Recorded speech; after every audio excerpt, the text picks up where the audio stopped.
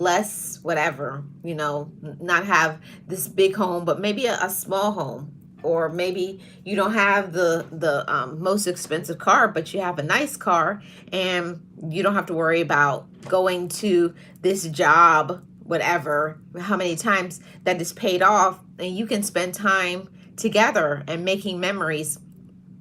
I do think a lot of people have relationships screwed up in their head. They are going more by what they want. I want a mansion. I want a 4-star restaurants. I want this. I want that.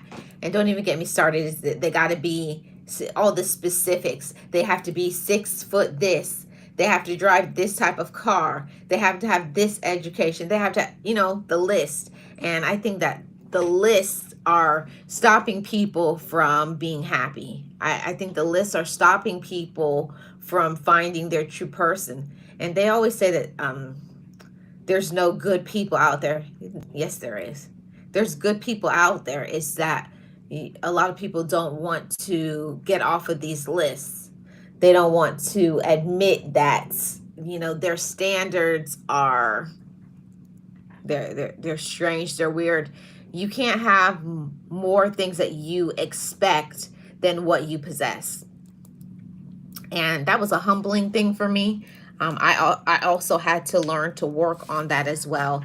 That who cares if a person is not 6'5" and has whatever, however much money you want in the bank. That's not the important thing. The most important thing is, are they focused? Are they, whatever, are they handling their business as a man? And vice versa. Are they handling their business as a woman? Is this somebody that you could see having children with? Is this, there's certain things that people have things off track. They're focused on the wrong things, and the things that are really the important things, they haven't talked about it. They just ignore those things. Yes, nobody is a mind reader. Angela says facts. Tamika says true. And Angela says, yes, a mentally mature, I guess you're saying reciprocated, caring mate is priceless. Yes. It has to go on both sides, And I feel sad for the younger generation. I hate to say that the younger generation is a lost generation, but I will say it doesn't matter what the age is, from a person is 18 to a person is 100 years old. There's always hope for a good relationship. But first, we have to start with ourselves, I had to work on my healing.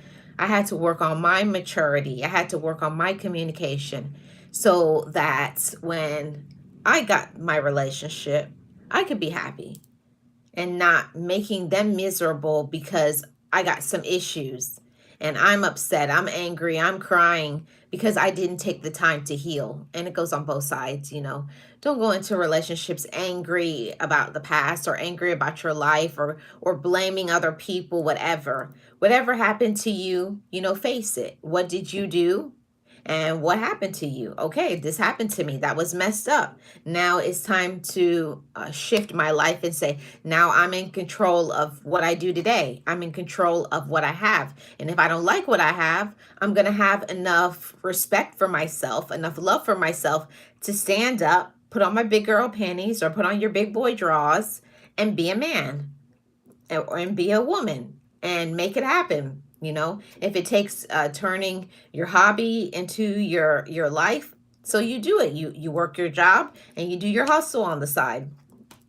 And that's the things that I respect about a real woman and a real man is if you've been through some things in your life, you allow yourself to get up and to fight for the things that you want. Ladies and gentlemen, don't sit down and blame your auntie and your auntie, daddy, whoever raised you, your grandma, for whatever they did to you, and now you're 25, 35, 45, 55 years old, and you're still talking about your mama and your daddy, or you're still talking about your ex or whatever happened to you 10, 15 years ago. It's time we start saying